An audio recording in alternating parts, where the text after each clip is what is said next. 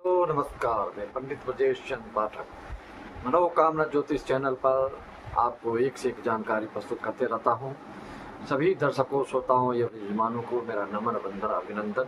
आगे बढ़ने से पहले गणेश जी के 10 सेकंड ध्यान कर लें। वक्रतुंड महाकाय सूर्यकोटि समप्रभ निर्विघ्नं कुरु मे देव सर्वकार्येषु सर्वदा। तो जीवन में सभी को यह इच्छा होती है कि हम ज़्यादा से ज़्यादा तरक्की, उन्नति, उत्थान को प्राप्त करें, लेकिन किसी की ज़िंदगी में अवरोध ही अवरोध, रुकावट ही रुकावट, संकट ही संकट। तो किसी की ज़िंदगी में सुगमता ही सुगमता, सुलभता ही सुलभता, सहजता ही सहजता, आसानी से अपने लक्ष्य की ओर बढ़ते चले जाते हैं और ऊंचाइयों को प्राप्त करते हो। चाहे राजनीतिक क्षेत्र हो, चाहे सामाजिक क्षेत्र हो, चाहे पढ़ाई लिखाई की बात हो, चाहे खेल कूद की बात हो, जिस तरह की भी बात हो, उसको आपको ये देखना होता है कि आपकी कुंडली में ग्रह गोचर से समझा जाता है कि आपकी कुंडली में कितने दुर्योग या शुभ योग हैं। आप पिछले जन्म में क्या थे, आपके पिछले जन्म के कर्म कैसे थे और इस जन्म में आप क्या कर रहे हैं, आपको इस जन्म में कितना संघर्ष करना पड़ेगा, उसके लिए पिछले जन्म में आप जो किए रहते हैं उसी हिसाब से ग्रह गोचर आपकी कुंडली में बैठते हैं। इसीलिए आप देखते हैं कि कभी भी कोई शून्य दशा में जन्म नहीं लेता। भुक्त और भोग्य दशा सभी में दर्शाया जाता है, शून्य पर किसी का जन्म नहीं होता है। पिछले जन्म का प्रमाण है। गीता प्रेस में भी पूर्व जन्म के और स्वर्लोक की एक से एक वर्णन और प्रमाण के रूप में मिलता है। तो मैं अभी आपकी कुंडली में ये बताने जा रहा हूँ कि आप अपनी कुंडली में देखें कि आपके ग्रह गोचर कैसे बैठे हैं। उससे आपको ये स्पष्ट हो जाएगा क्लैरिटी के साथ, स्पष्टता के साथ, और कि आपके जीवन में संघर्ष है तो क्यों है और उसका निदान क्या हो सकता है, उसका परिहार क्या हो सकता है, उसके लिए आपको क्या जप तप करने से आपके मार्ग प्रशस्त हो सकते हैं, आपको कोई भी रुकावट महसूस ना।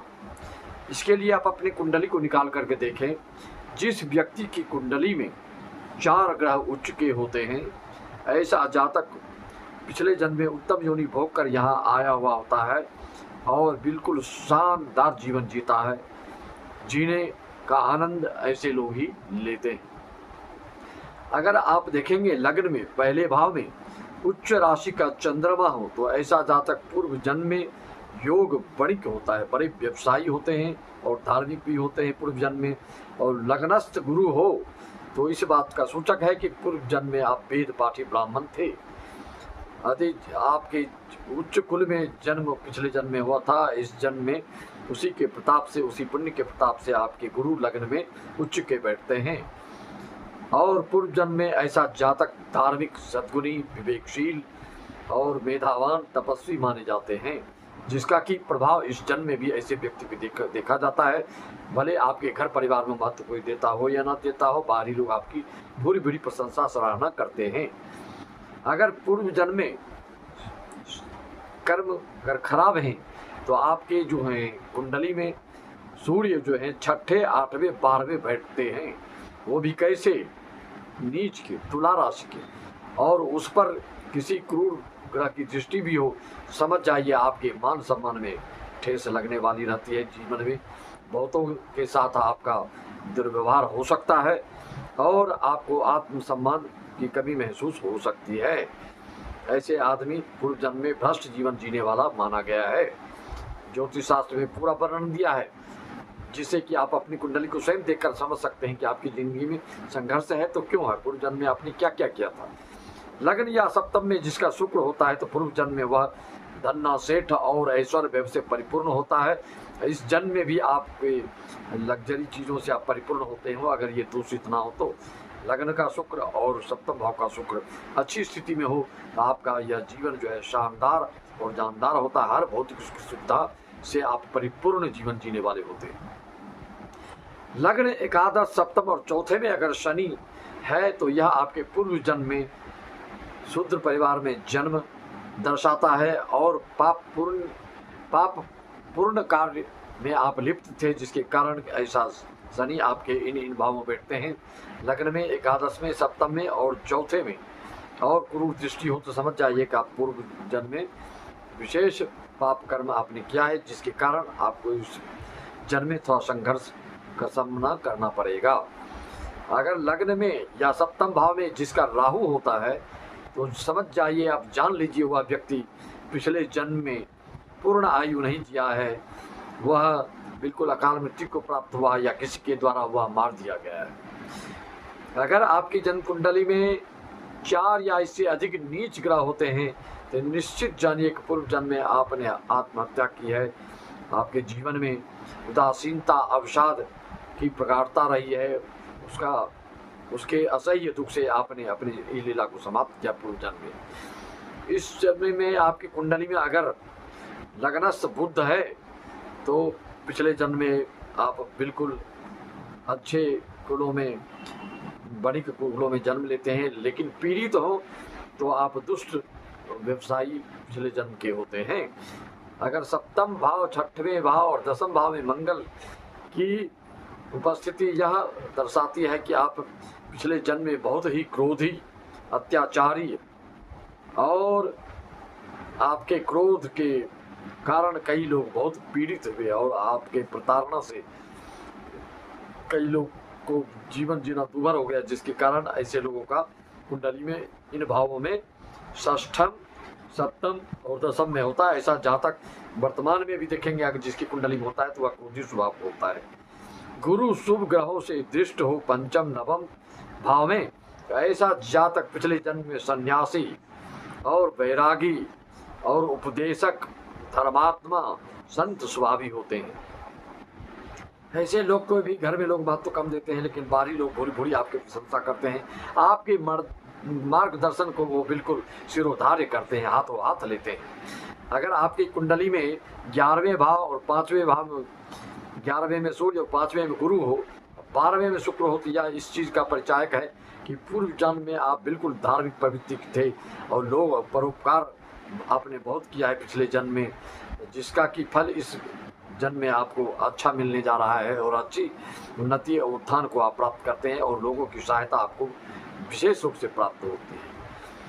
मृत्यु के बाद, ये तो हो गई आपके पिछले जन्म की बात, इस जन्म में आप क्या करने जा रहे हैं, आप अगले जन्म में क्या होंगे, वह भी ज्योतिष शास्त्र में ऐसा ऐसा वर्णन दिया है।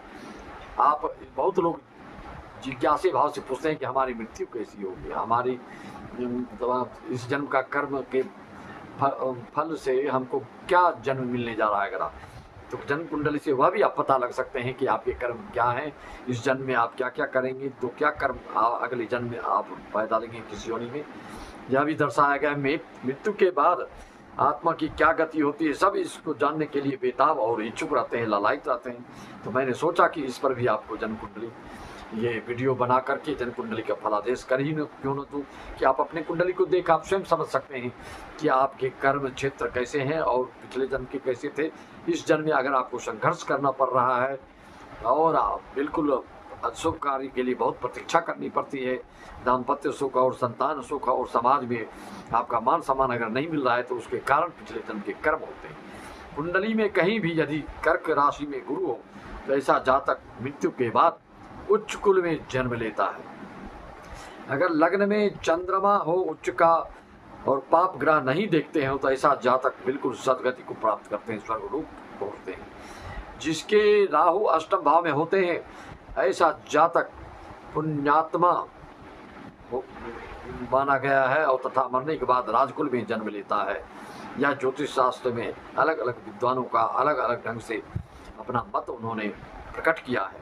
अष्टम भाव में मंगल की दृष्टि हो, लग्न मंगल पर नीच शनि की दृष्टि हो तो जातक नरक भोगता है, नरक लोक जाता है। अष्टमस्थ शुक्र पर गुरु की दृष्टि हो, जातक बिल्कुल बहुत ही भगवान के भक्त होते हैं और ऐसा जातक जो है मृत्यु के बाद वैश्य कुल में जन्म लेता है।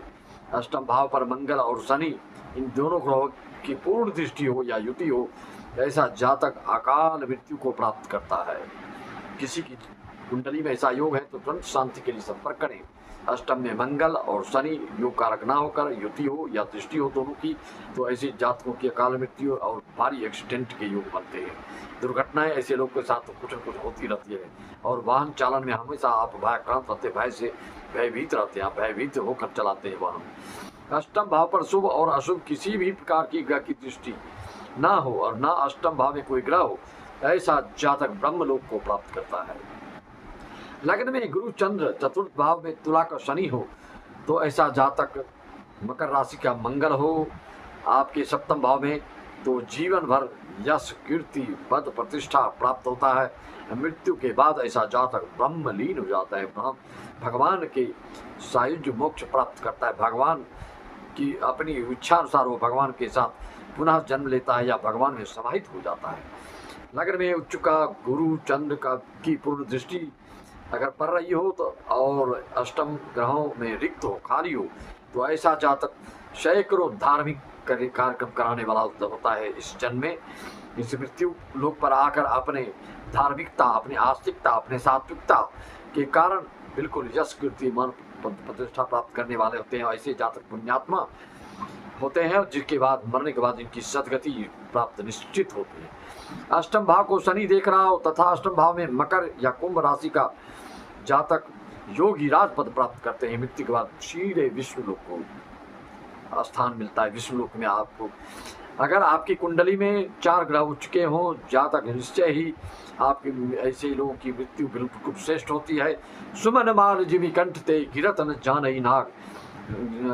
आप जानते हैं कि श्री रामचरितमानस वर्णन आया है, बाली की मृत्यु जब होती है तो उनकी मृत्यु बोलते हैं कि जन्म लेते समय और मरते समय बहुत बड़ा कष्ट असह्य होता है, लेकिन जो सत्संगी होते हैं, जो धार्मिक होते हैं, उसके लिए कहा गया है कि सुमन माल जिमि कंठ से गिरत न जाने नाग। जैसे हाथी के गर्दन में अगर फूलों की माला पहना दें ना, उसको पहनाते पता चलता है ना, माला गिर जाए गले से तो पता चलता है। इतनी सुलभता पूर्वक आपके प्राण पखेरु होते हैं, कोई कष्ट नहीं होता है। जो पापी होते हैं, जो दुष्ट होते हैं, जो अत्याचारी होते हैं, ऐसे लोग को जन्मत मरत दुसह दुख होई। जन्म लेने में भी भारी इनको परेशानी होती है, मरते समय भी बहुत कष्ट भोगते हैं। कई लोग तो 6-6 महीने तक खटिये में पड़े रह जाते हैं, खूब दुख तड़प तड़प करके, फिर अंतिम में इनका प्राण पखेरु उठता है। उसके लिए पहचान मैंने आपको कई वीडियो बताया कि जो धर्मात्मा होते हैं उनके आँख नाक कान ब्रह्मरंध्र से प्राण पखेरु उठते हैं। जो दुरात्मा होते हैं, जो पापात्मा होते हैं, जो दुराचारी हो, जो अत्याचारी होते हैं, जो कृतज्ञ होते हैं, जो नालायक होते हैं, जो समाज का अपकार करते हैं, जो चरित्रहीन होते हैं, ऐसे लोग का प्राण पखेरु नीचे के मार्ग से निकलते हैं। मित्रों, 12वें भाव में शनि राहु केतु युक्त हो और अष्टमेश से भी युक्त हो या षष्ठेश से युक्त हो, तो ऐसे जातक नरक में जाते हैं, नरक लोक को प्राप्त करते हैं। ऐसे जातक को सतर्क हो करके अपने जीवित अवस्था में ही अगर कोई श्राद्ध कर्म करने का वाला ना हो तो अच्छे से करवा लेना चाहिए, अन्यथा श्राद्ध कर्म भी आपके अच्छे से होना बिल्कुल भगवान की कृपा से नहीं हो पाता है। गुरु लग्न में हो, शुक्र सप्तम भाव में हो, तो कन्या राशि का चंद्रमा हो, तो धनु लग्न में मेष का नवांश हो, तो जातक मृत्यु के बाद परम पद पाता है, बिल्कुल लोक धाम जाता है, साकेत धाम जाता है। अष्टम भाव में गुरु शुक्र और चंद्र ये तीनों ग्रह देखते हो, तो जातक की मृत्यु सीधे श्री कृष्ण जी के चरण कमल में मृत्यु उपरांत आप उपस्थित हो जाते हैं। गोलोक धाम, साकेत धाम, वैकुंठ धाम को आप प्राप्त करते हैं। जो जिस इष्ट देव को मनाते हैं उस इष्ट देव तक आसानी से सुगमता पूर्वक आपको धर्मराज ले जाते हैं। आनंद पूर्वक, उत्साह पूर्वक ढोल बाजे के साथ आपको मोक्ष को प्राप्ति होती है। तो इस तरह से विशिष्ट जानकारी आपको हमारे मनोकामना ज्योतिष चैनल पर प्राप्त होते रहते हैं। आप मूलांक के हिसाब से भी अपना 2006 और वर्तमान का देख सकते हैं कि आपके लिए यह साल और अगले साल कैसा होने वाला है। राशिफल, साप्ताहिक राशिफल, मासिक राशिफल, वार्षिक राशिफल, सारी जानकारियाँ आपको पॉइंट टू पॉइंट इसे हमारे चैनल के द्वारा आपको बताया जाता है। ऑनलाइन जो पूजा करवाना चाहते हैं वो भी संपर्क साध सकते हैं, जो प्रवचन कथा आदि करवाना चाहते हैं वह भी संपर्क साध सकते हैं। और हमारा कार्यक्रम कैसा होता है उसके लिए मैं वीडियो आपको भेज देता हूँ। जो पितरों की स्मृति में या बड़े बड़े गृह प्रवेश के उपलक्ष्य में गृह प्रवेश करवाना चाहते हैं, महामृत्युंजय करवाना चाहते हैं, उसके लिए संपर्क साधे में अपनी वाणी को विराम देते से सभी को राम राम, जय श्री राम। ओम नमः शिवाय, हरि ओम तत्सत, सत श्री अकाल। जय सच्चिदानंद, जय महाकाली माँ, जय महा जय महालक्ष्मी।